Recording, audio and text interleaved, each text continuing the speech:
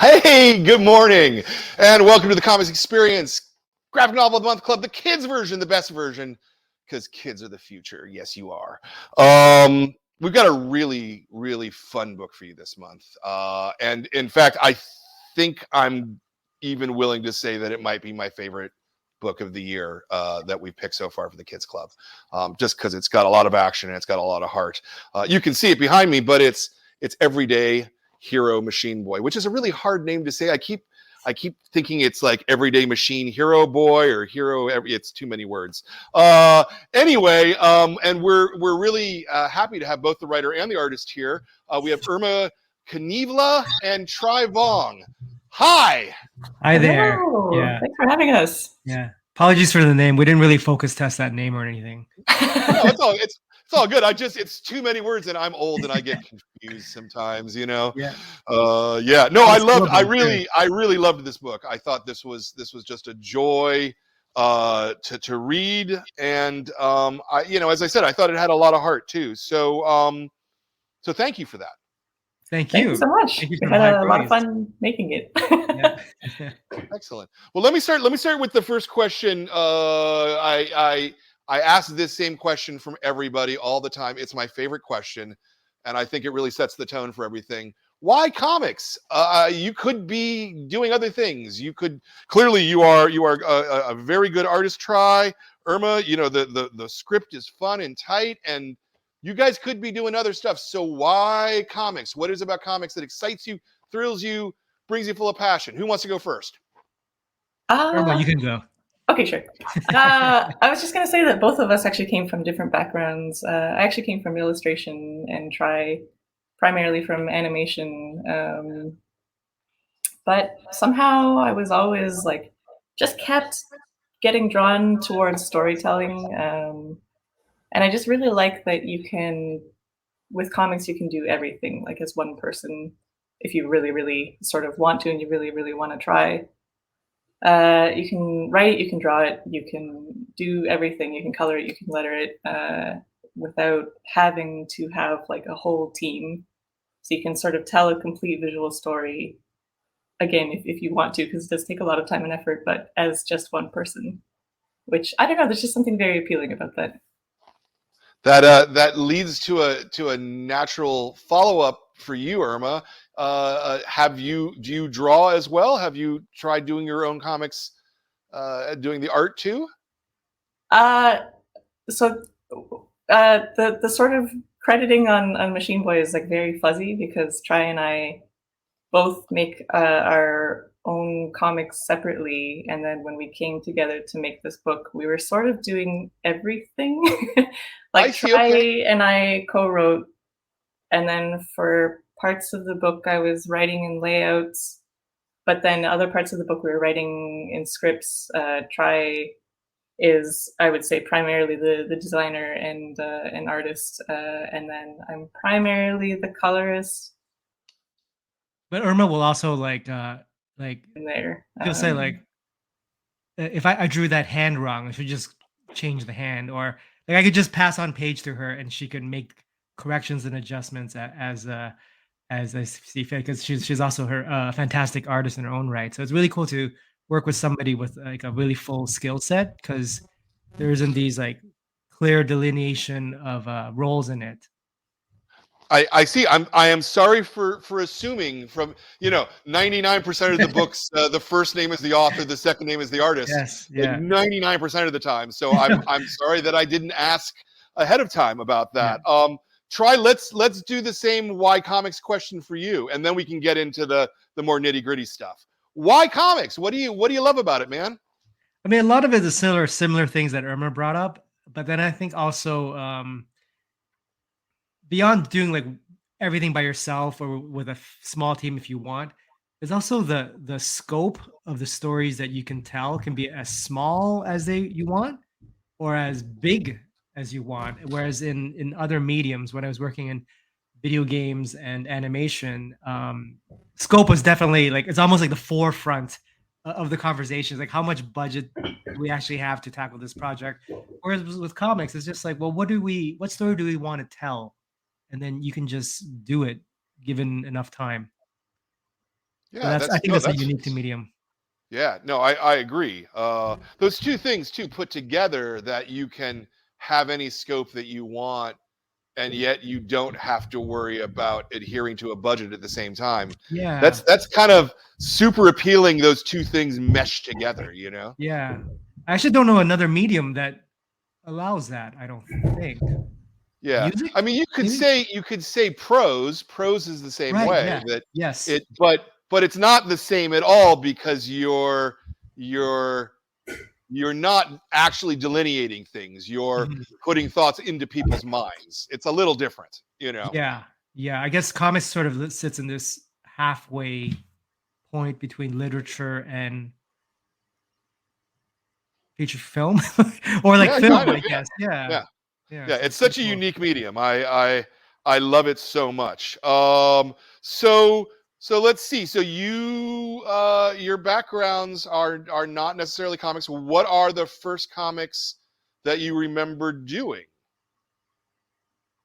Oh, that for making. Actually, I'll let you take this try because I feel like you have a clearer answer. Oh, yeah, sort of. Like successfully doing or No. or I mean, let's start with unsuccessfully doing the ones that you were just doing for yourself, and then we'll go from there. okay. Oh, man, unsuccessfully doing. I guess I there's so I many. didn't mean it that way. Yeah. No, no, no, it's true, but there's I mean, I guess there's the ones as kids. You don't you put you draw a cat and then you draw the next panel the cat meets a dog and you don't know you're doing comics and that's Right. probably something like that, I Sure. guess. Sure. But when I became an admirer of comics and tried to emulate it, um, the first time I worked was actually pretty recent, maybe 5, 6 years ago, when I was trying to tell a web comic called "The Strange Tales of Oscar Zahn," and Okay. it took me 1 year to draw the first page. Wow. Yeah, I didn't know what I was doing, and then the second page took me 2 weeks, and then after that, it got a little bit slightly faster. Yeah, so that'd probably be the first real comic that I did successfully, I suppose. Yeah, and that first year to do a One page. year. Wow. Well, I wasn't working on it every second of the day, No, no, but no, no. Obviously, I know that it yeah, wasn't 365 days of yeah. labor, but what was the thing that was preventing you from doing it? Just Uh, fear, or I didn't know it was fear at the time. I think in retrospect it was fear, but it was also was like, well, and I came from animation, so I was like, well, to do comics must not be that different than animation. In animation, there's so much pre-production work. It's like I gotta design every single thing in this world. I gotta do all this world building, but ultimately, in retrospect, it's just me afraid to tell a story. It's like, oh, I'm not ready yet. I will do a whole bunch of busy work and drag out this process and make it as painful as possible, as opposed to just sitting down and drawing comics, I guess. It took me 1 year to get over that. yeah. And when you had that page complete, you said two weeks to the next one. Did Yeah. that like really spur you? Like, oh, it's actually done, and oh, that's really not as hard as I thought it was. Okay, so I think I forgot. I forgot until you mentioned. I forgot something had happened in between page one and page two.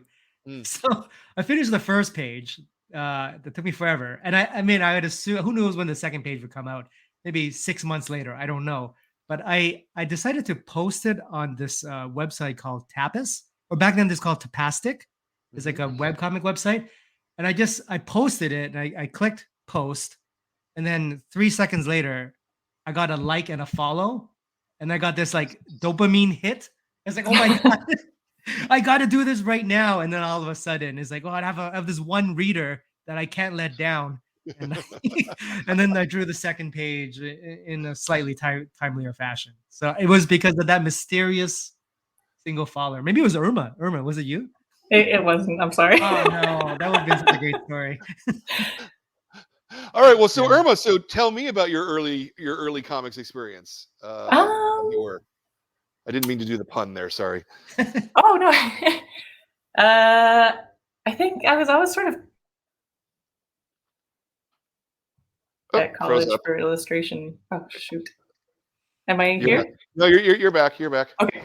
Sorry about the connection in advance. But I was always kind of unknowingly cartooning when I was in college, just like little one-shot cartoons, and then I started doing like a couple longer things, and then I don't know, 8 years ago or something, I was like the opposite of Try, where instead of doing any pre-production whatsoever, I was just like, I'm just gonna start a comic.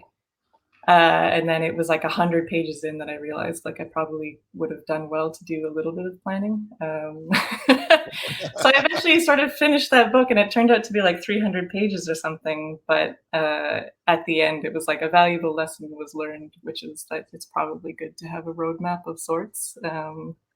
So I feel like no matter what you do, it just seems like you do things wrong, and then try again.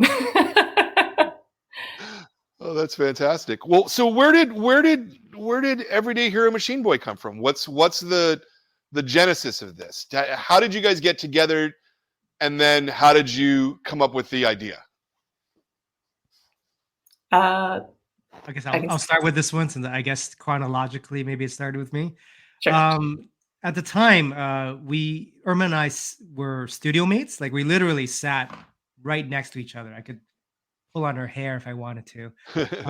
And there was an opportunity to be in this anthology. And we were allotted, at the time we were going to do our own separate story for this anthology, but we had an allotment of about 10 pages or so. And I had an idea of, it wasn't even a story. It was just sort of like maybe a scene of an old man who was fighting a robot, and he karate punches the robot into sentience. Like it's rather than it's just like, it actually becomes sort of like a birth of sort, as opposed to a moment of violence. But I didn't know what to do with it. It's like there's something kind of really compelling about that idea, but I only had 10 pages and I didn't know.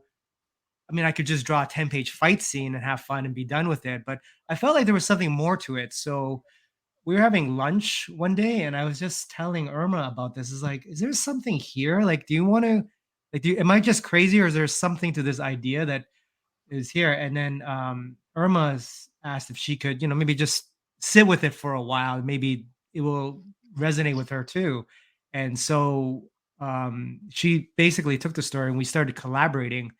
And when she brought it back, there was within those 10 pages, that scene that I had was there, but she had wrapped around, this whole other subplot about making spaghetti, like things I just did not expect, right? Making spaghetti and saving a cat, and all these things that just like filled out and fleshed out this sort of one core idea I had. And when I read it, I was like, oh, this is it. This is, I think there's something here.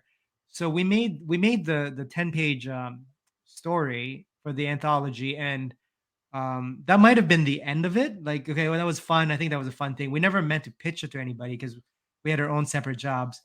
But I had an editor at Skybound who read The Strange Tales of Oscar Zahn and liked it, and she had said months ago, like, oh, if you ever have any other idea, show it to us. Maybe we'll talk. So I emailed her a PDF of this 10-page prototype of a comic, and just like, hey, we did this, what do you think? And then she's like, oh, this is great. Is this a pitch? And I'm like, I don't know. I mean, do you want it to be a pitch? I guess. And then she said, yes, let's go further. And then from that point, we started turning it into a real book, I guess. Yeah. Neat. Yeah. That's a very kind of backwards way to step into it. I like that. We didn't, in retrospect, now we realize we did everything. Like everything is backwards. Even the not clear delineation of who does what is like because we were pretty new at making comics in general at the time, and for sure completely new to collaboration with anybody else, because it's always a personal thing. So that was good and bad because we didn't know what rules to follow. So we just did things, but we also often worked out into like major dead ends too, because we didn't know what we were doing. Yeah, but I'm sure Irma has a lot to add to the story. Please do. I would love to hear your perception of it, Irma. On, I guess, like the genesis of the story to begin with. Yeah, I guess. Or you know, you heard what Try had to say about how it came together. What can you add to that? Just I guess on my side, it's interesting because we unearthed the first layouts that Try had ever done for that short, and both of us had forgotten that they had existed because it had been quite some time ago. And looking at them again, I remembered he had introduced this grandma character that was like in the first page and then kind of wasn't carried forward in the rest of the short. And I thought that was really interesting. And like I just really like slice of life manga. That's my great thing. Like, you know, things, quiet moments of eating, like growing plants and these kinds of things. And it felt like there was a really interesting story to be told. Not just about, you know, the birth of Machine Boy and this fight that happens, but kind of the like what comes afterwards and the penance, and then also, you know, the life that he lives with grandma, which sort of was in the short, and then it became really the meat of the full book Yeah. eventually. Yeah. So what led you to expand out Try's original idea of kind of violence and dissensions into a family drama? Well, Because because that's kind of a big jump, kind of, you know. I felt like it was and it wasn't because even in the short that he had originally laid out, there was this really interesting line where I think, you know, Grandpa, as he sort of punches Machine Boy's heart to life, he says something like as I thought, you're just a boy. And I just thought that was really interesting. That this really violent creature at heart is just a child, and it felt like there was like an infinite wellspring of things that could come from that because, you know, like everyone is a child or has been a child who is currently alive and has those kinds of experiences. They're not all the same, but there are probably some overlaps in there. So it just felt like a really rich thing to mine. And obviously, Try and I both grew up, so we had you know, like weird experiences or sad experiences or whatever, that it felt like it could also become a really personal story to tell. Yeah. Yeah, I see that. That's kind of beautiful. When you went from the 10 page to turning it into a full story, what was that process like? Because you know, it's a big jump to go from 10 to 200 or whatever it is, 180, you know. That's more than tenfold increase. So how did you sort of grapple with that, I guess? Also backwards. Yeah. Okay. I guess I'll say that it actually worked really what it was really easy actually until it was not. So it was like because we didn't know how hard it would be. Irma just started. She didn't even write scripts. She started just like, you know, okay, great. I have so many more pages. This means it'll be so much easier to tell the story in 10 pages. So she just started making the comic as layouts. Like she just skipped the scripting part and laid out the first 3 issues. And ostensibly at that point we were like co-writing it, but her initial layouts for the first 2 or 3 chapters were I don't really have anything to add. Like these are perfect. There's nothing to add to this. Let's just continue forward. But once we got to like Act 2, that and our willy-nilly like lack of planning, let's go with our gut, is like we don't know where the story's going. Like, what is the point of this story? It's just a bunch of charming incidents. We're setting a bunch of questions that we don't know the answers for. And then the project just ground to a very painful halt for 6-7 months as we just like Wow. banging our head on like, you know, just like what is going, like, how do we fix this? We had to Yeah. And You also wrote at so this many. point, Yeah. the book was originally planned as single issues. And then at some point it became a book, and it was like, okay, well, we really need to figure out like a better structure for it. And I think something I realized was like I'm pretty good at starting stuff, but I'm really bad at finishing stuff. Mm. So, but I was like really terrified to admit that I didn't know what I was doing. So I was like, oh no, like I don't know why I was so stubborn. It was really hard for me to just like hand things off to try and be like, you can like take care of it. So I think I didn't really know how to collaborate at that time either. So it was a bit of a disaster, honestly. We would write pitches. So we would do so at that point we had so we wrote a pitch and then Skybound approved the pitch. Like this is great. Like it was just a really zany pitch that they were super supportive of. And then almost immediately we just disregarded the pitch and just started making another comic. Like it still had Machine Boy and stuff happened in it. So they're like, great. I mean, this is not matching the pitch, but sure, it seems fun. But then by the point where we wrote ourselves into a corner, we had to go back and rewrite a pitch that we would force ourselves to at least somewhat follow. Sure. Yeah. Like what a great credit to Skybound, their For patience their with us as we were figuring all this out. As we figured this out. Yeah. And did your editor have any comments on, like, at the point where you were starting to hit the wall, did your editor go, what is this? What's happening here? Or were they just like, no, keep going? Well, I think it's the thing.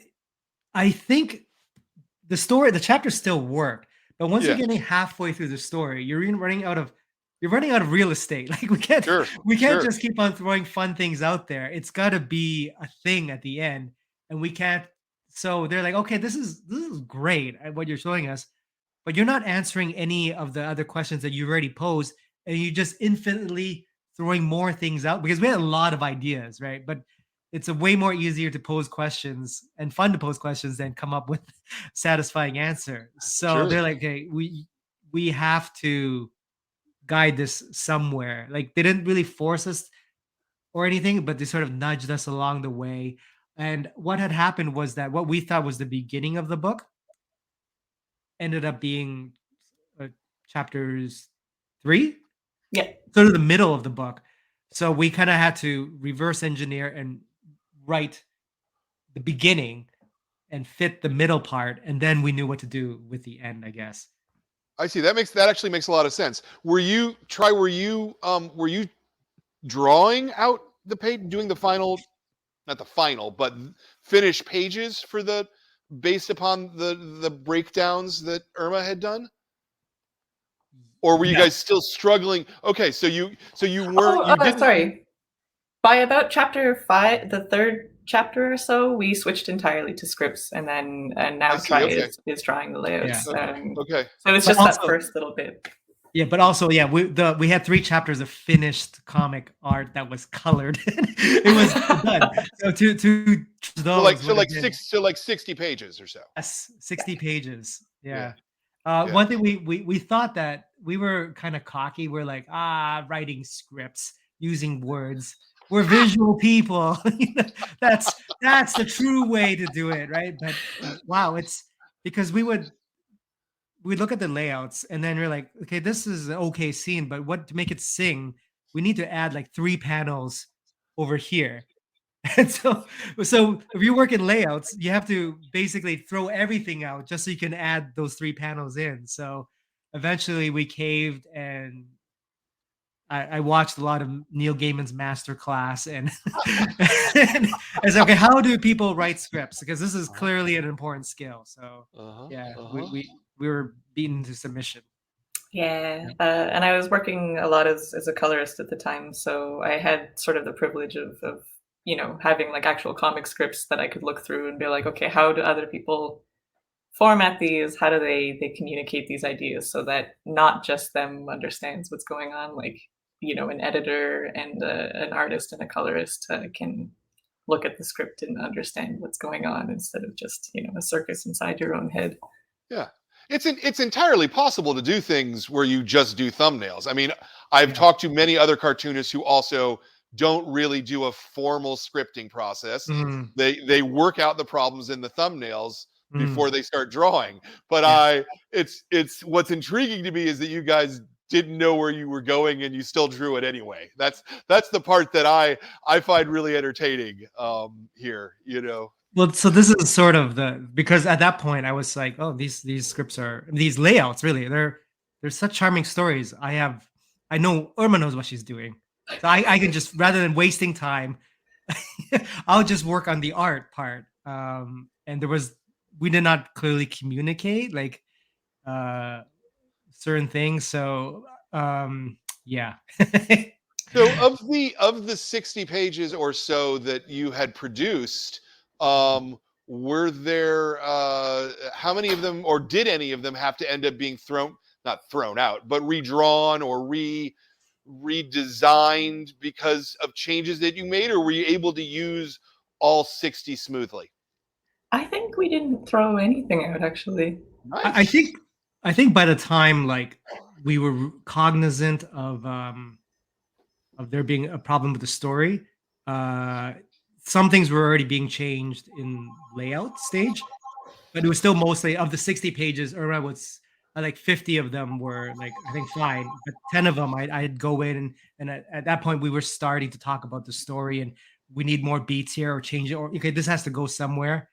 So I don't think that's one good thing is that we didn't draw things that we felt weren't working. Yeah. Yeah. Okay, that's good. That definitely is a good step between the thumbnail and the final art, that you can Yeah. see those things real physically, you know. So what I was gonna say is that what it felt like wasn't that the work we were doing was not right. It felt right, but rather than us making things, we felt like we were unearthing something. Like this is the truth. What we made was right. We just don't know where to go from here. Like this is Yeah. Right. yeah. We We know had what all these loose threads, and we didn't know where they were going or how to tie them up. And that's sort of where the real, I think, difficult work came in. Yeah. Yeah. Did you solve these problems just the two of you, or did the editor also get involved and provide enough input that to help? I think we were really lucky, and I really understood how valuable a really good editor is in this process, because it was never a case of like, here's what I think you should do, or here are some story ideas. It's more like they would point out problems or like potential problems and inconsistencies, and then be like, okay, go figure it out. And if you really, really, really feel strongly about something, then you can sort of argue for it. But we just for a reader and to express your idea in the best sort of form possible. So I think that was, yeah, I think we we're just really lucky. Nice. Yeah, they gave us a pretty open hand, but they're also like, okay, this is not working. Like, you figure out how to like this why it's well. Actually, they even said like we think this is why it's not working, but we're not going to tell you how to fix it. But Sure. we have to all agree that this is not working. We can't just wrap it up because we're all tired and let's just ship this book. Yeah. The story has to work. So it was like a very open, but there's also like a structure that we needed that really helped us. Did the change from it being a mini series of periodicals to being a full graphic novel, at what point in this process did that change? Like, were you, because it changes the nature of the story, right? You don't have to have a beat every 20 pages for one example. Yeah, it did. I think I would say the change happened maybe a little bit after halfway through. Something like that. Yeah. I guess what I'm asking is, what did the change to it becoming a graphic novel happen at the same time that everyone realized that it wasn't working? Or Oh, do you know what I mean? Or did yes. one come before the other? That one I'm not sure. I felt like I think there was that change to launch Skybound Comet was probably independent of us going about how well our story was doing, because I think they were thinking of launching this middle grade line anyways. Um, yeah, but I never completely asked that. Yeah. Yeah. Yeah, it's hard to say. Also, I think maybe it wasn't totally clear that we were basically making a middle grade book until we'd gotten about those like 60 pages in or something. So I want to say a lot of things kind of congealed at that like approximate 60-page mark, but it's been a while, so it's actually a bit hard to remember clearly. That's interesting that you didn't know that you were making a middle reader book.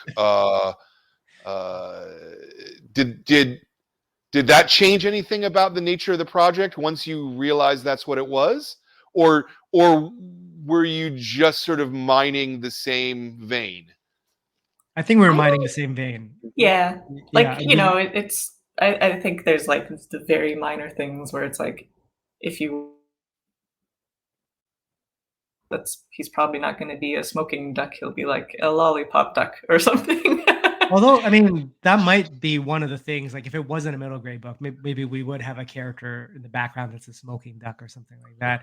But I think just sort of a lot of the things we were into, like we were mining a lot of like Ghibli type movies and just, I will say it's not completely true.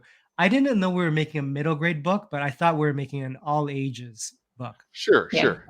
And then later on, I think is like, after talking with our editor and stuff, like, oh, this is probably middle grade. And then, it's really funny to me how in comics we've made these kind of arbitrary lines, because when I was a kid, now I mean I'm old, maybe I'm not that old, but when I was a kid, all comics were basically aimed at this age group, pretty much. It wasn't until I was like 16 or so that mature reader comics started becoming an actual thing, but I remember at the time when DC Comics slogan was literally DC Comics, they're not for kids anymore. Like, no, they're always for kids, right? Like if we do them right, you can have things that are for kids and that still have deep and human themes, and that have things that are, that are maybe like a lot of, it can be violent. It just doesn't have to be gory,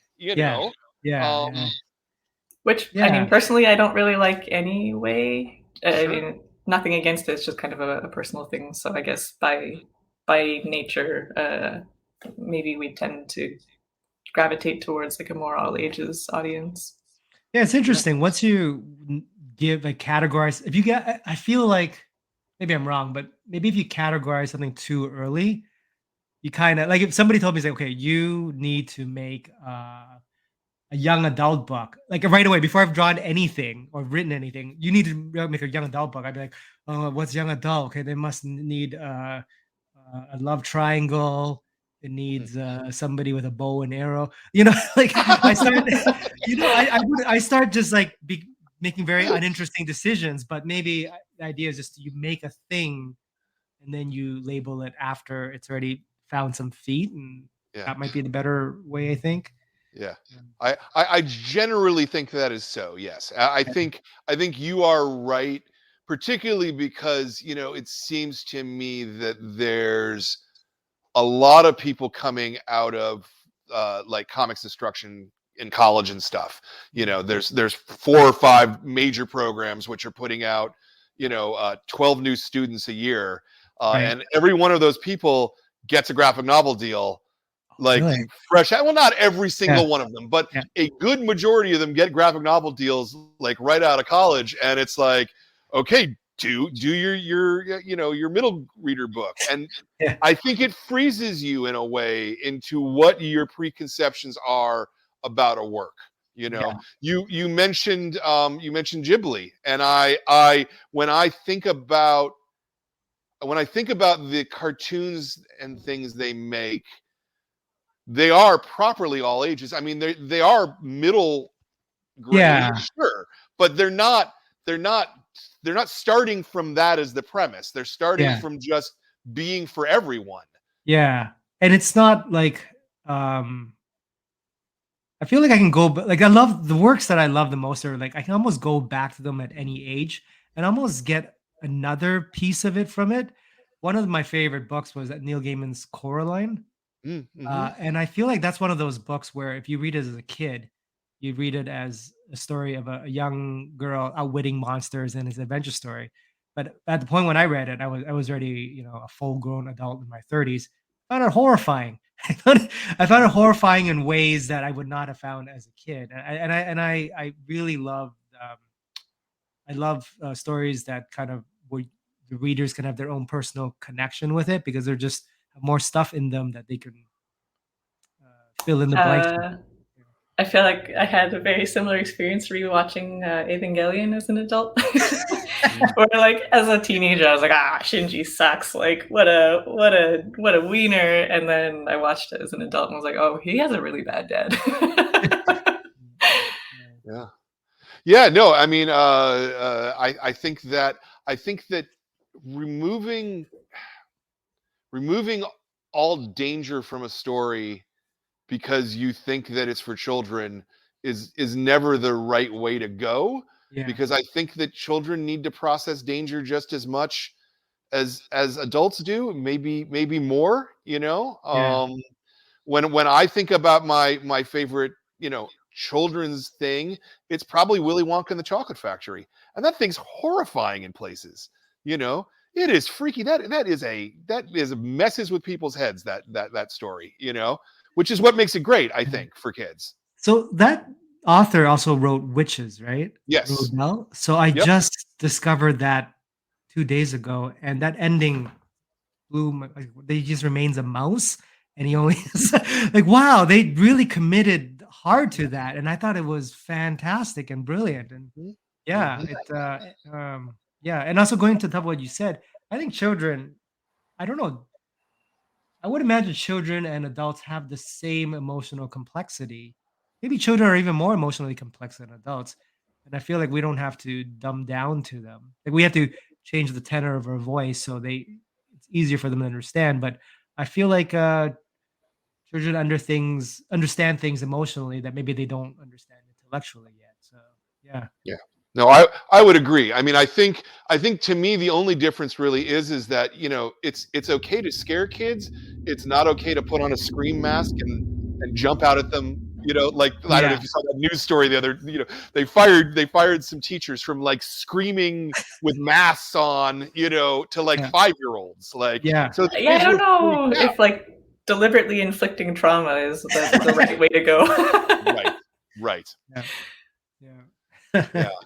So Ghibli is certainly an influence. How about? I mean, it's the obvious one. Tezuka's Astro Boy. Is that actually an influence, or is that me just seeing that? We sort yes of and no. realized. I don't think either of us has ever read any of the original Astro Boy. So we know very little about Astro Boy, but I think this is the big asterisk. Both of us are massive Urasawa.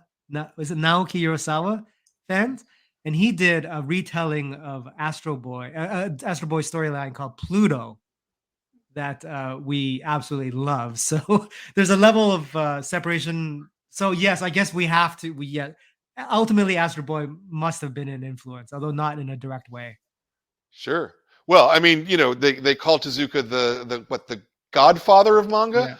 Yeah. You know, I mean, almost all manga has his imprint on it somewhere. Yeah. You know, just the same way that in America, you know, Kirby's influence is on everything. Yes. And in you know the European countries, it'll be Hergé's influences on everything, and so on and so forth. Yeah. Okay. What other influences would you put to this? I watched a lot of anime and read a lot of manga when I was sort of in my teen years, so I think that's probably the primary influence for me. And then of course the Ghibli movies are just like a perennial kind of in the back of the head. What about you, Trey? I think the original Dragon Ball pre-Z, like when it's more sort of an adventure story, is an influence. And then there's some other like I think kind of bizarre things that Irma and I would sort of attach ourselves to for some reason. Like I got really into like before K-pop became really, really like mainstream. I for some reason I got really fascinated with a Korean boy band called Big Bang, Hmm. and for some reason that became an influence. I don't know Hmm. why, or certain like musical things. A lot of jazzy things, like jazzy soundtracks that Irma would send me. He's like, "Oh, this is perfect." I don't. There's nothing that can exactly say, "Well, this is why Machine Boy turned out this way," Yeah, but but because also we, like real world stuff. Like Try was studying karate, so obviously yeah, that made its way into the book. At the time, I was taking adult ballet classes, so that sort of like snuck its way in. I like gardening, so I think like in some respect that kind of like sort of snakes its way in. So there's a lot of like whatever is going on in life as well that kind of wormed its way into the book. yeah. Absolutely, absolutely. Um, let me just quickly pause and ask Zoe, did any questions come in or anything, or and if you're sitting at home and you have any questions about the book for these guys, we would be happy to take them for you. But no questions yet. So I will keep talking because I can do that. I love the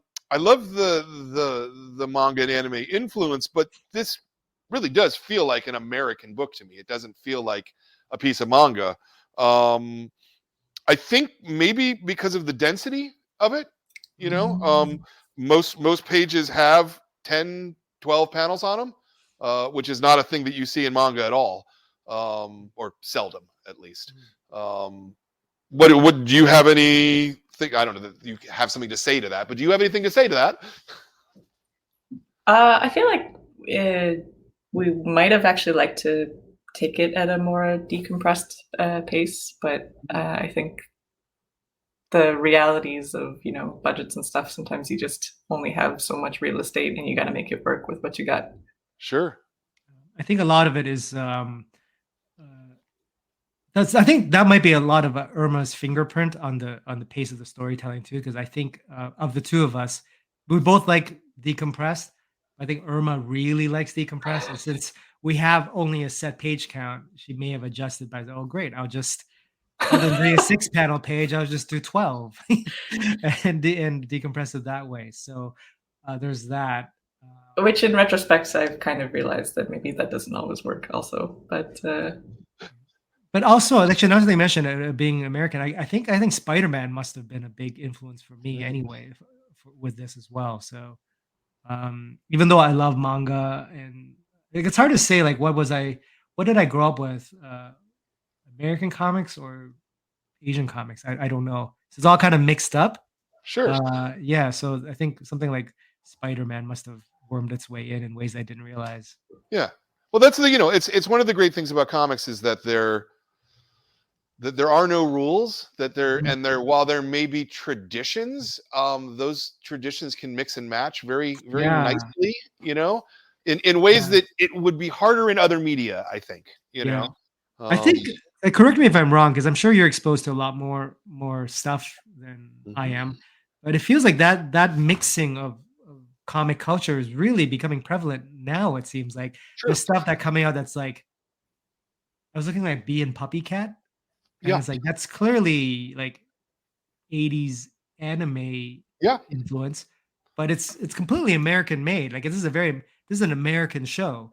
Yeah. But that I find that strange like mixing of voices very fascinating. Well, because you've got the first kind of group of people coming in who were of the age where they were exposed to both things, Yeah, and now they're in control of the levers yeah, in animation and video games and things like that. yeah, yeah, It's only logical, honestly. you yeah, know for sure. I can't wait is probably about another decade from now, when the kids who started reading Raina Telgemeier Mm, start making their own comics, because those are straight up memoirs, and it's very different than any other sort of field or genre of comics. And when because there's not any action necessarily in Raina's comics, But there's still tension.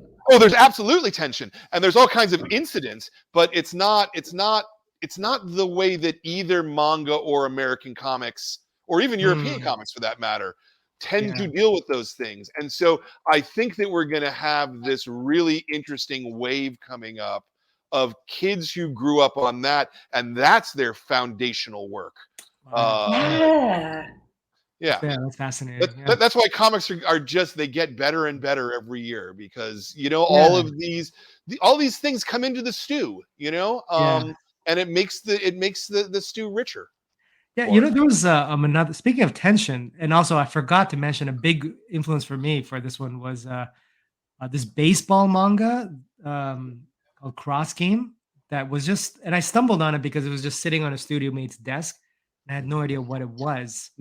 And I don't know anything about baseball or whatever, but I was reading this comic about baseball.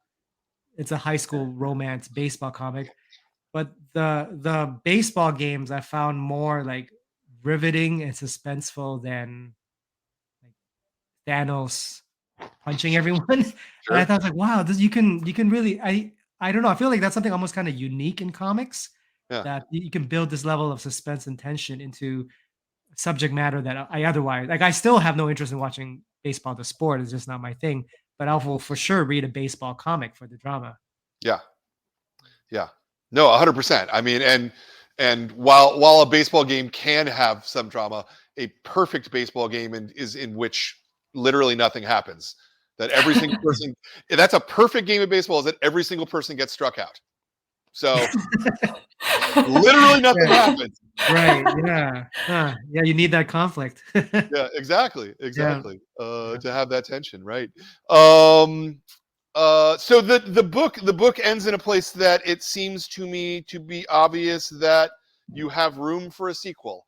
Are you working on a sequel? We would really like to. We'll see what happens. Okay. That's pretty much all we can say right now. Okay. But we definitely are kind of bursting with further stories to tell. That's for sure. Have you plotted it or started thinking of plotting it yet? We did write an outline, much more concise. Nice. Clear outline, but that might go backwards. By the time when this comes out, maybe it's like, because that outline's about a year old now, so we're like, well, maybe we have a different story to tell now. There's definitely right. Take the right. Yeah. Well, I did my part. I picked it for the club. Tried to buy a bunch of copies. So hopefully, knock wood. I genuinely, like I said, I thought this was one of the best kids comics that I've read this year, and I firmly stand behind that. If I was 8 or 9 years old, man, I would read this thing like 50 times in a row, until it falls apart. So that is our hope. Thank you so much. Yeah. Okay, so let's talk physical process just a little bit. Digital, physical. How do you guys work? Purely digital now? Purely digital. Okay. That's true, right? Try. Yeah. I mean, sometimes I do like thinking in a little sketchbook, but when it comes to production, purely digital. Yeah. Okay. And also I wanted to mention earlier, but we did not do everything on the book. We had a really, really wonderful letterer, Aditya Vidikar, who all the great, amazing lettering work in the book is done by him. We, I think, would have probably. Yeah, no, it did a very good job. Did a very good job on it.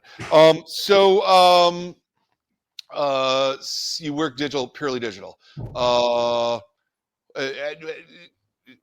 So let me, just so I understand, Irma, you were doing thumbnails originally, and then you were essentially turning those into finished art, pencils, etc. Mhm. But at some point, did you switch to scripting first?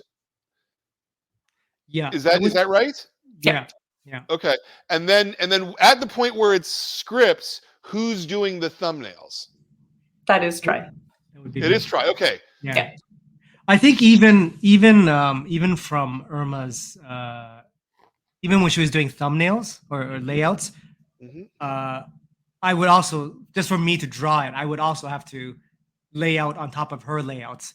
But it was like a really strong foundation for me to figure out the pacing. But then stuff like composition or acting, would that be the time for me to flesh out what was happening, I guess.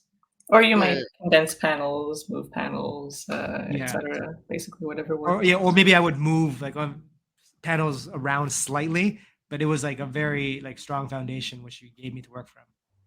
Yeah. And Irma, when you made the switch from doing layouts to doing scripts, was that a big switch you had to turn in your head to get away from something that is essentially a visual way of thinking, you know, to a more of a logical way of thinking, I suppose. But I don't want to put words in your mouth. Yeah, I think if I'm working by myself, I still prefer to work in layouts, just because I think it is a bit more natural. But for the sake of collaboration, and then for ease of editing, that's when Try and I were like 100% just actually like co-writing scripts. So we would be either like one of us would take a pass, we'll bat it to the other person, and then sort of go back and forth until we've gotten it down. And then even after the art is all done, when we do the lettering script, we will workshop a lot of the dialogue again at that point, because sometimes it feels like you can get something in at that point that might just be like a little bit stronger or a little bit more meaningful. So there was a lot of like going back to the scripts for both of us. Yeah. There's a scene, the scene where Machine Boy is trying to get out of training, and grandma won't let him, and she says, what does she say? Don't rob tomorrow to feed today. Yeah. That took us one day. That scene took us one day, like talking nonstop to each other, workshopping, because it originally when it was written, it was fine, but it seemed like some of the tone seemed kind of harsh. Like I was like, don't you think I mean, not Irma, grandma, grandma, grandma sounds a bit mean. That scene, like, don't you think like there? And then so we'd have to sit and talk and talk and talk and almost it was almost like just bad acting, like like no, it should be like maybe something like this. And sometimes the lettering pass, the script pass, the final script pass took as long as the initial sort of scripting part for certain scenes. Sure. Certainly, we Because did not save any time by collaborating. I think. Yeah, true. Yeah. I mean, I often think that comics is essentially an art of editing ideas down Yeah. to the tightest way that you can do it, right? Yeah. What's the clearest way to communicate this idea, this phrasing, this emotional thing. And so it becomes sort of a winnowing process. And so I can Yeah. absolutely see how you can spend a lot more time on a script pass Yeah. just to get the words just right, you Yeah. know? Yeah. I found like now that I can sort of sum up the collaboration experience, it's like working with Irma is like having like my best friend that's also my greatest cheerleader, but it's also my greatest opponent. Like all in one. It's like a huge like Goku's gravity chamber personified. So so so like if I can just get through like Irma's gauntlet, then I'm like, okay, this idea survived. But it was also we had to learn to like completely trust each other too. Like I think what we eventually settled down on, like when it was my turn to take a pass at something, or it would I'd have the freedom to do whatever I want. But once I'm done and I pass it to her, she has that exact same freedom. Like, and I have to trust her. And she has the freedom to even throw it all out. I think like this is not working, and I'll have to, I believe you. You must have a reason to just torch everything, and you can do whatever you want, and then we'll do this until infinity. Which I don't think ever happened, for the record, but No, not really. but I guess that there You can is do it if you want. like the parachute pull if need be. Yeah. So it's funny because Machine Boy started with the short, and then it actually finished to this point with a short. Oh, There was a yes. Skybound X short comic that was the last. Oh, it was the last. Okay. It was kind of like a retelling of the original short in a way, and it was like the purest distillation of our process to date, where we sort of, I think, made a script that was like pretty comprehensible to, I think, whoever would read it, and then the process of making the actual pages was pretty darn smooth, and then Yeah. the art, we're like, yeah, like nice, we figured it out now that we're done.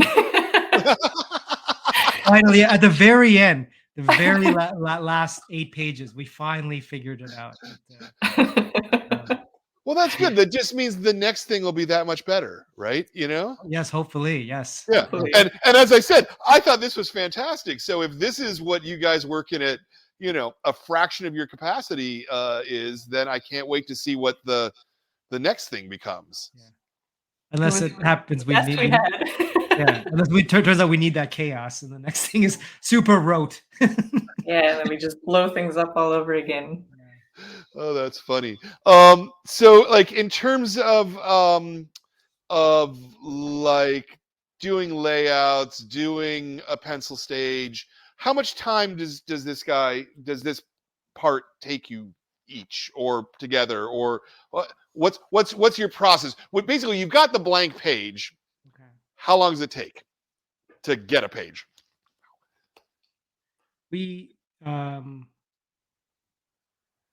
I would say,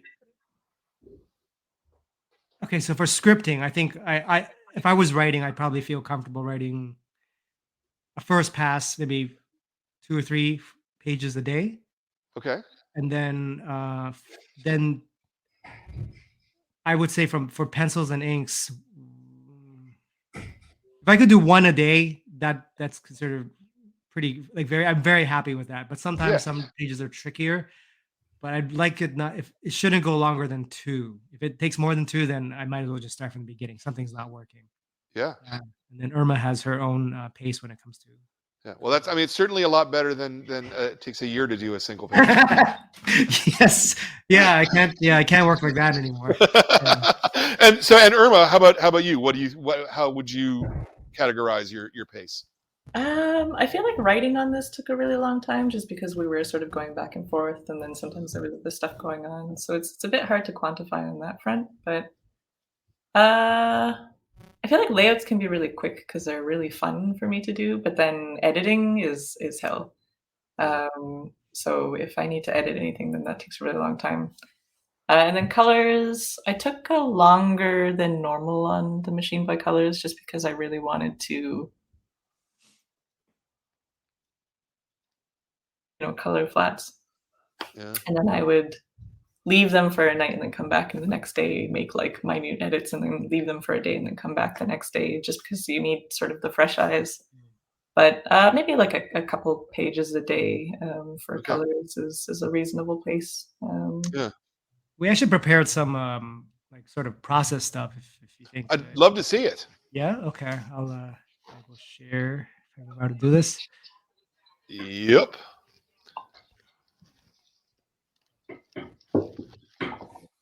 Anytime. Okay. I know, dead air. Ooh. Okay. There's okay. So this is I'll skip the scripts because the script is just a page, of text. But for the Skybound X 8-page short, which is in a lot of ways a kind of a retelling of that initial prototype of a comic. Yeah. We've kind of settled on this process. So after we've agreed on the script, I will then lay it out. Irma, I can't actually remember. Do we ever do like panel 1? This happened Maybe panel you 2? should show the script because I think Oh, it's interesting. actually, Yeah, I think it's you are right. interesting. Okay. Because Not it's make a kind of statement. cool. There's like, reference baked in and whatnot.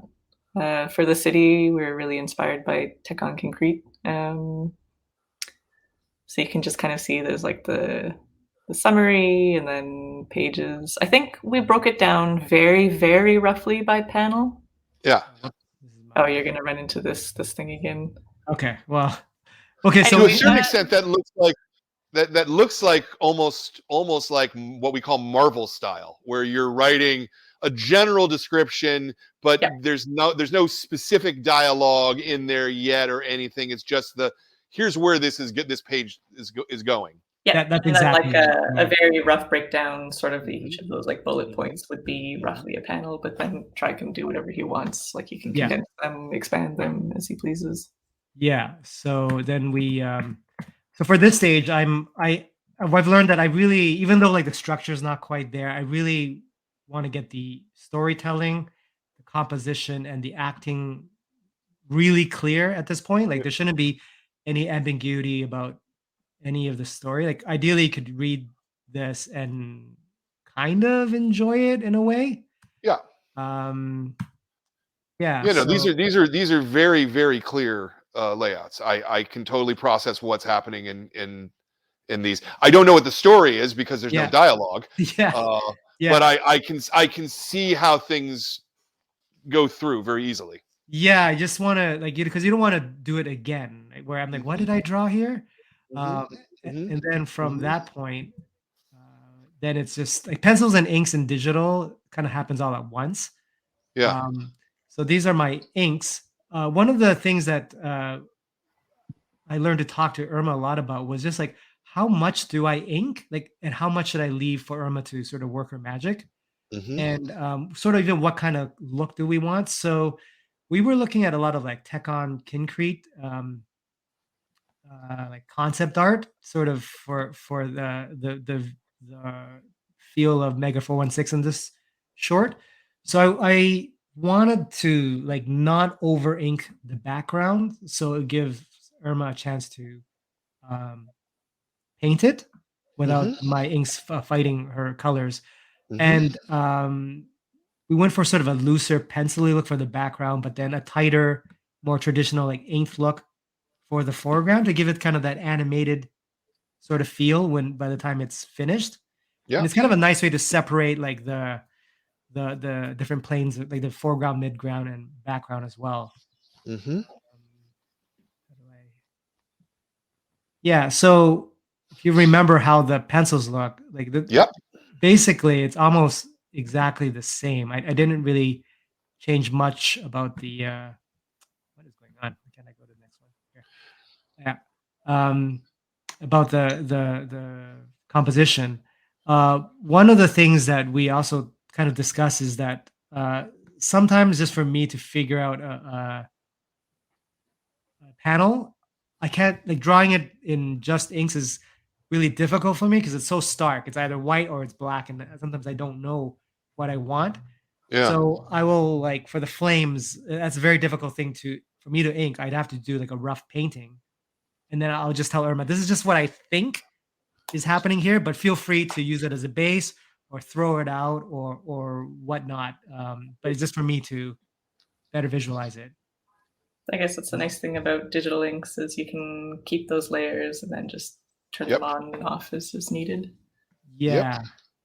And then especially stuff like this. I don't know. I don't think, Irma, you kept any of this. No, I kept all of it. Oh, really?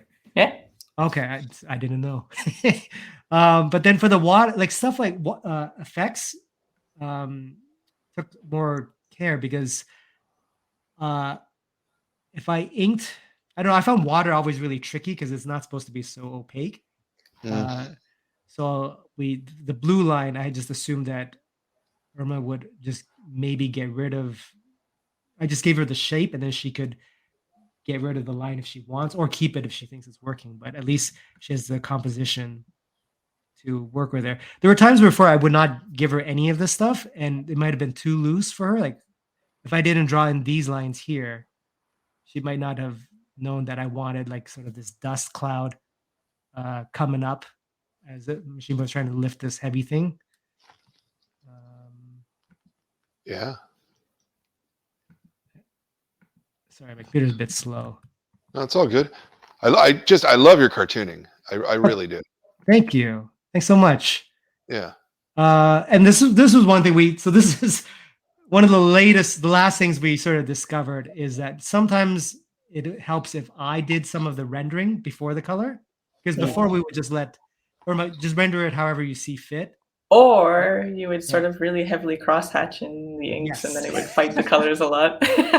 Yes. Yeah. Sometimes I'm really feeling really insecure. It's like, well, I'll just crosshatch everything, and it looks like okay in black and white.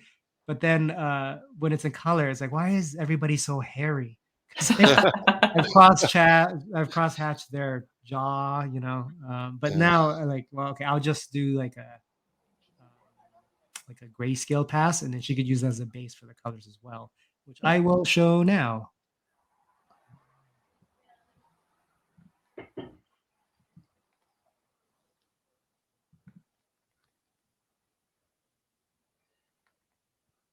I love that fish guy so much. Oh yeah, he was a good guy. He'll be a major character in season 3. Yeah. So these are Irma's beautiful colors. Yeah. I think page 2, the middle panel, is maybe my favorite panel of Machine Boy we've ever done. Oh, this one here? Yeah. Yeah, it's really beautiful rendering. Like all these get the sense of the city, and then all these fun kids. Yeah. Anyway, it really for this one, it really helped us that we spent so much time talking and planning it, because the story was set in a very, it's set in a blazing hot summer day, and the whole story is about Machine Boy fixing this giant air conditioning unit. And I think in the past we would not have even talked about the weather in a story, but because we had those sort of initial conversations and we wrote it out, it helped with the art too, because there's a clear vision. Yeah. So you can see the fire at the bottom panel. I've just used your shapes. Oh, I never even knew that until now. I didn't know. Okay. Good shapes. Thank you. Oh yeah, and then I added in fireflies because summer. Yeah, that's I didn't. Fun thing to do. Yeah, definitely. And I think that's basically it. Yeah, no, I love this look, and I you know, it makes it all that much more real to me somehow. Thank you. Than just the final project. So yeah, like I said, this is a great book. I guess we don't know if you're doing more of this. Are you guys? Are there other things that you're working on together that aren't this that you can talk about? I think we're both working on a bunch of separate things, some of which we can't quite talk about yet. I understand how it's. But you know, 5 years ago, more like 10 years ago, that would not have been a problem. You would ask someone, "Oh, what are you working on?" They tell you like the next 8 books they've got coming out. Nowadays, everything's very compartmentalized, and we're not allowed to talk about it, you know, until it actually appears. Yeah. But you've got Lego comics. Oh well, I finished Lego Ninjago miniseries called Garmadon through Skybound just recently. So that's sort of the only other thing I have out in the stands right now. But I have other. I mean, just like you said, it's I don't know what I can talk about yet. Yeah. So yeah. But in terms of collaboration, and we've batted around ideas about what we might collaborate with on the future. Is just sort of finding the right availability that we both have, so we can both work on it. Yeah. Well, you guys are a great collaborative team. I love it. And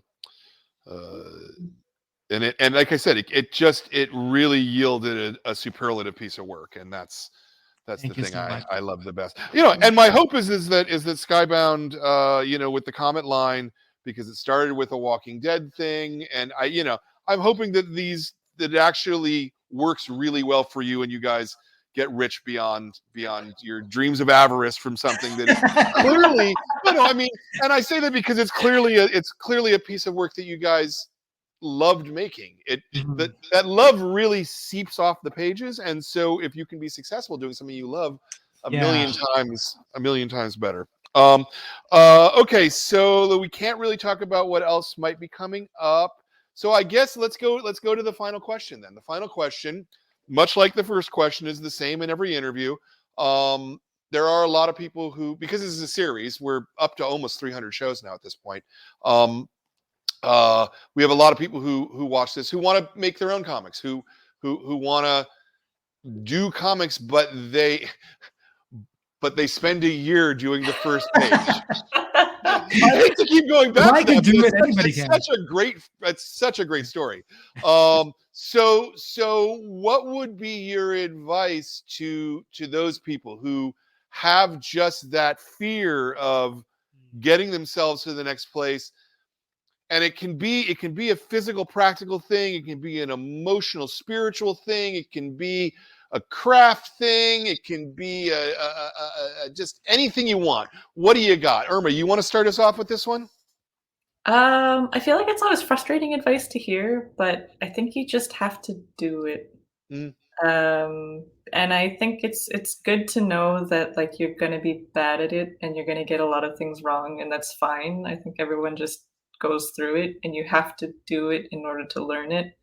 Because if you try to do things too perfectly right off the bat, I think sometimes you might end up spending that year on the one page.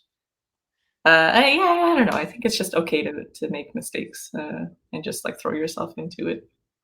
Yeah, I 100% agree. And in fact, I would even go so far as to say that everything that you guys have told me today about how this book was made is about chaos and mistakes in a way, and it yielded one of my favorite books of the year. So And clearly also, that works. somebody asked us if we would do anything differently the other day, and my answer is honestly no, even though it was really chaotic and crazy. Like, it was really fun. It was super fun. And I feel like we learned so much from that chaos that there's just no going back. Yeah, I love it. Try. What's your piece of advice for folks who want to make comics? Yeah, I think like you were saying, there's like craft and all that stuff. I think if you were to sort of really distill it down, it's sort of two really simple steps that you repeat over and over again, is to make something and then show it to somebody, and then make something and then show. But and I feel like the more often you do that, I think you'll slowly get better and better. And I think a lot of I think when you're starting out, it's very normal to put a lot of pressure on yourself. And I think just if I could tell the younger version of me is like, oh, it's a whole journey to be enjoyed. You're not your best self now. Like you'll be your best self when you're hopefully very, very, very, very old, and just enjoy the process of you getting better. And yeah, and take it. It's okay to take the time that you need. Because even though I took like 1 year to do that first page, I didn't regret it. Like it was still fun. Like I think I needed to do that 1 year to just work out my demons or something. Yeah. Yeah. No, I love it. I absolutely love it. I love it, and I love you guys for doing this, and I love the book especially. So thank you is what I'm going to say. Thank you so much. Thank you. Thank you. Yeah. Hang out for a bit while I do the wrap up, okay? Sure, for sure. Zoe, put me on a 1. No, put me on a 1. Put me on the 1. There, I'm on the 1. Well, now I'm on the 1. Hi, everybody. So yeah, this if you're sitting at home, you don't know what to read, you always looking for stuff to read. Like I said, this was one of my favorite kids comics of the year. It has a lot of action. It has a lot of adventure. It has a whole lot of heart. It is, we were talking earlier, a great mix of sort of manga-esque tropes, but it also feels very American to me. It's very current. and it's very modern, and it's a great book, and you're going to love it. So go and buy one. You can also buy one from our web store if you wanted to, et cetera, et cetera. I want to thank people because we can't do this without people. I want to thank Jordan, who's my producer, doing all the backstage stuff, which nobody sees, and he does a great job. I want to thank Ben, who's my normal cameraman, but Zoe did the work this week and did a superb job, I thought, with the cuts and everything. So yay, Zoe. And Bosco, who is sitting there sleeping, so because he's an old dog. Very quietly, though, it's true. Sometimes you can hear him tip-tapping around in the background. I can hear it sometimes. And I also want to thank all the staff, which is Zoe is the manager, but also Kat and Katie and Max and Ava for making it so that I can do silly stuff like sit in front of a camera and talk to people about comics, because they do all the hard work of actually running the store. Not that I don't do a lot of work, but you know what I mean. I want to thank all of you at home who are watching this and are supporting this, and who are members of the club or who are subscribed either to the video channel or to the now new podcast channel. So thank you for that, because your support means all the difference in the world. And seriously, join the club. If you can, we'll put up a little Chiron. There has been Chirons with things before, but join the club because it makes all the difference in the world. But I really want to thank IRMA and Try, Irva KNIIVILA and Try VUONG. Put them up, Zoe, will you? I want to thank you guys for making art. Because if you didn't make it, I would have nothing to talk about and nothing to sell, and I wouldn't have a comic shop, and all those good things. So thank you so much for all your participation and being here today and being just a great pair to talk to. Thank you so much for having us. Yeah, thank you for your support too. Thank you. Oh, it's easy when it's a book that's this good. So that's all I will say. I'm gonna say goodbye to everybody, and we'll see you next month.